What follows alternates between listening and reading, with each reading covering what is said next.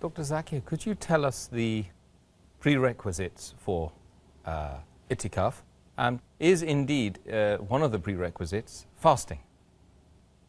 As far as the prerequisites for doing itikaf is concerned, but naturally the person should be a Muslim, he should be sane, he should have reached puberty, and he should not be in the state of janaba, ceremonial impurity. He should not be sexually defiled. Person should not be in the state of menstruation or post-childbirth bleeding. And the person should be pure while doing itikaf. And besides these, there are two pillars of itikaf. Number one, that is the intention. His niyyah should be seeking nearness to Allah subhanahu wa ta'ala and seeking his reward. Number two is it should be done in a mosque. As Allah says in Surah Baqarah chapter number 2, verse number 187, that associate not with your wives when you retreat in the mosque. So but natural, while doing itikaf, you should not associate with your wife. Don't have a sexual relationship, which they discussed in the last answer. And number two, it should be done in a mosque. And people differ.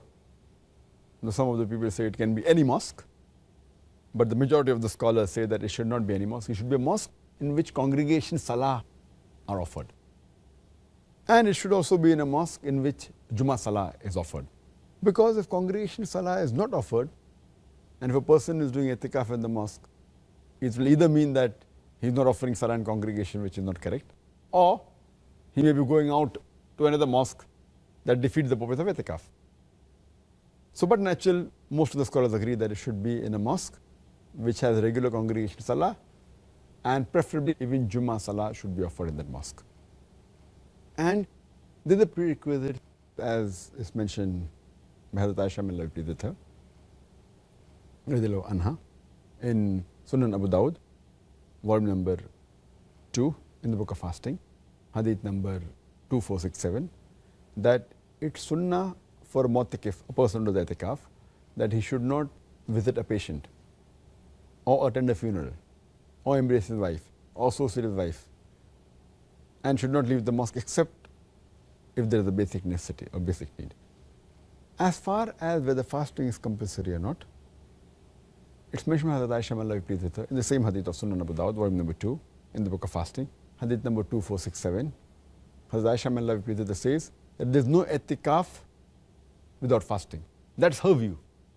But if you read Sahih Bukhari, volume number 8, in the book of oaths and vows, hadith number 6697, which we quoted earlier, Hazrat Umar, may Allah be pleased with him, he said that in the days of ignorance, Yawm al-Jahiliyyah, before he accepted Islam, he had vowed that he will do itikaf for one night in Masjid al-Haram. And the Prophet said, fulfill your vow. And there is no fasting during night. So by this permission of the Prophet, it is understood that fasting is not fard, but it is mustahab.